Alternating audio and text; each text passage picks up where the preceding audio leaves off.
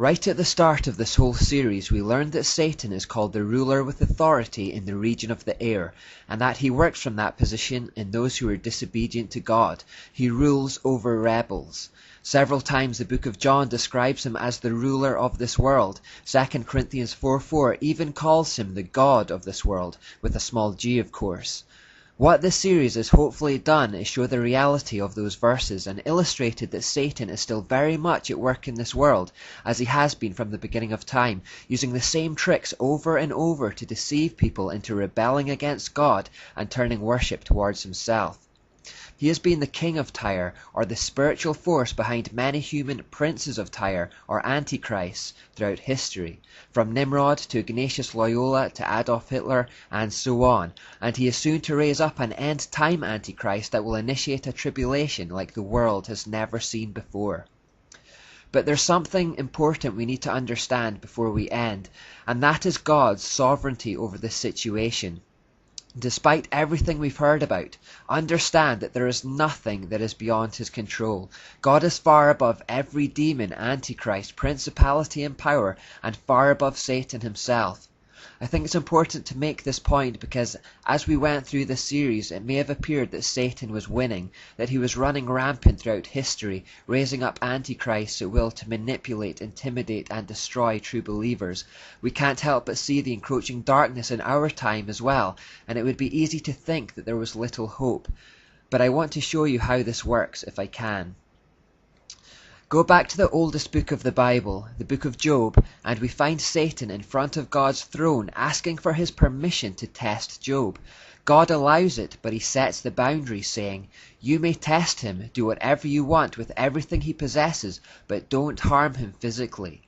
Later on, Satan comes back again and asks for the boundaries to be loosened a little, and again God agrees, but again he defines the limits. Now what this basically tells us is that Satan is on a leash, and he can only do what God allows. And as 1 Corinthians 10:13 says, God is faithful. He will not allow the temptation to be more than you can stand. He gives us strength to endure it. This begs the question though, why does God allow Satan to attack us at all?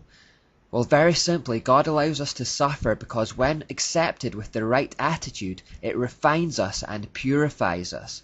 Suffering produces in us Christ-like character and prepares us for the freedom of the eternal kingdom to come. It's one of the most unfortunate things about human beings that when things are going well for us, we tend to forget about God and become comfortable, soft, self-sufficient, apathetic, and we don't actually do much growing.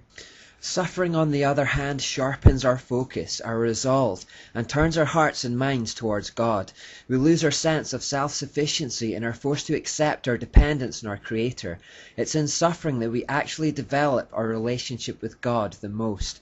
In the same way that turbulent water turns rocks into smooth pebbles, trials refines us. The truth is that we need trials to develop character. Romans 5:3-5 says, "We can rejoice too when we run into problems and trials, for we know that they help us develop endurance, and endurance develops strength of character, and character strengthens our confident hope of salvation, and this hope will not lead to disappointment." Zechariah 13:9 says that trials purifies or refines us in the same way that fire purifies and refines gold or silver. We need to go through the fire to be refined.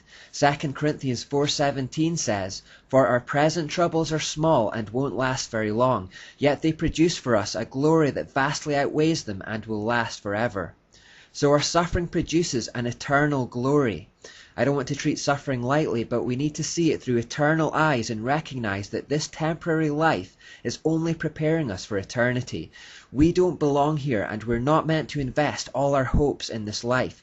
We are passing through a temporary, dying kingdom en route to an everlasting one, and the troubles we experience here are merely producing in us the kind of Christ-like character that we will need to become citizens of that future kingdom.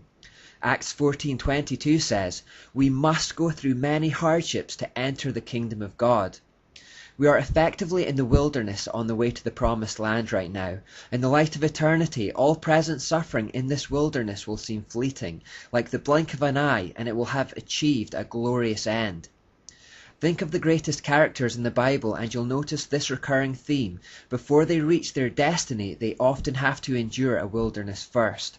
Joseph, Moses, David, and even Jesus himself had to go out to the wilderness to be tested for 40 days and 40 nights.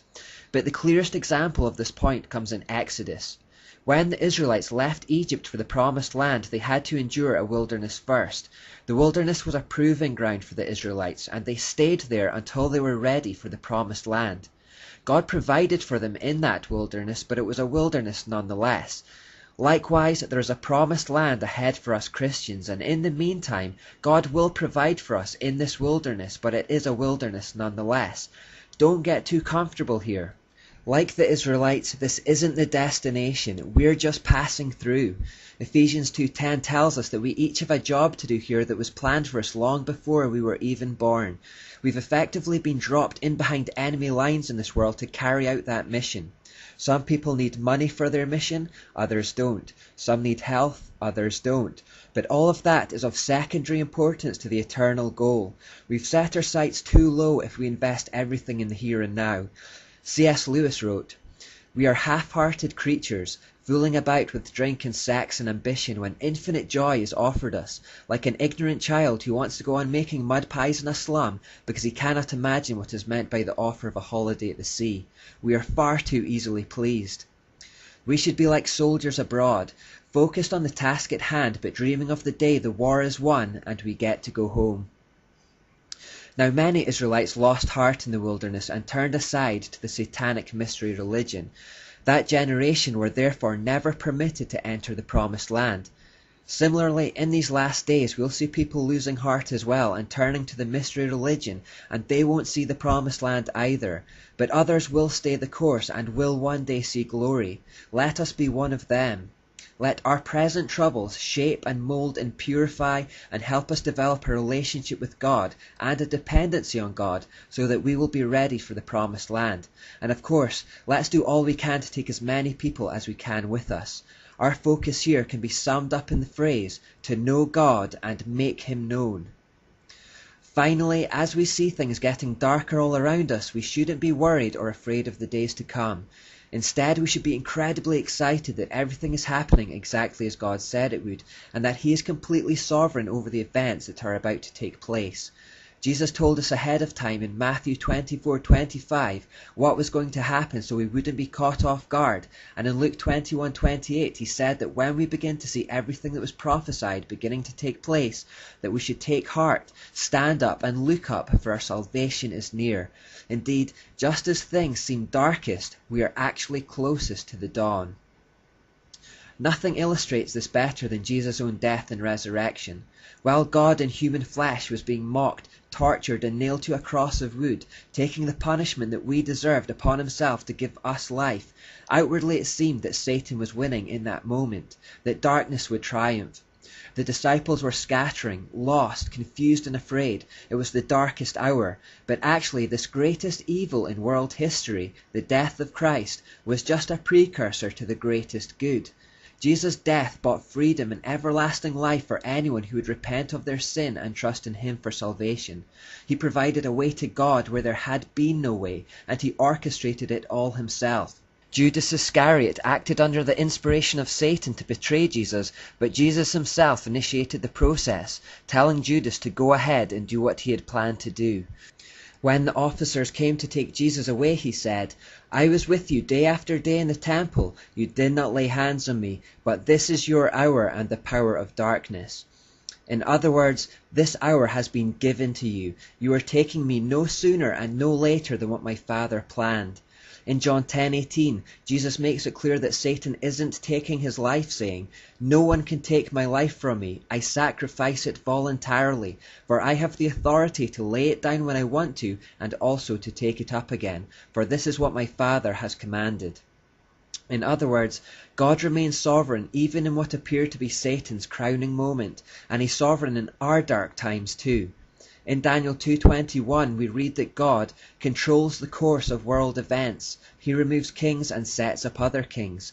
Daniel 4:17 says, "The Most High rules over the kingdoms of the world. He gives them to anyone He chooses." So in other words, all rulers, even evil ones, are allowed to rule only because God allows it for his own purposes. God sets the boundaries, and they are all completely at God's mercy. So let everyone who has watched this series know one thing about the days to come.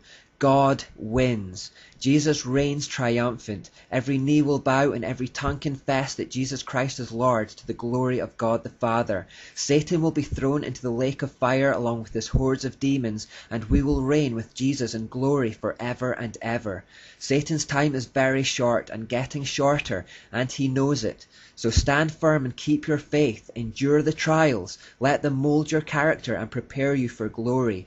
If you haven't given your life to God yet, do it now before it's too late. And Christians, carry out the task that God has for you here. Finish your race. Don't back out of the war and bow to manipulation or intimidation, and in the end you will receive everlasting life.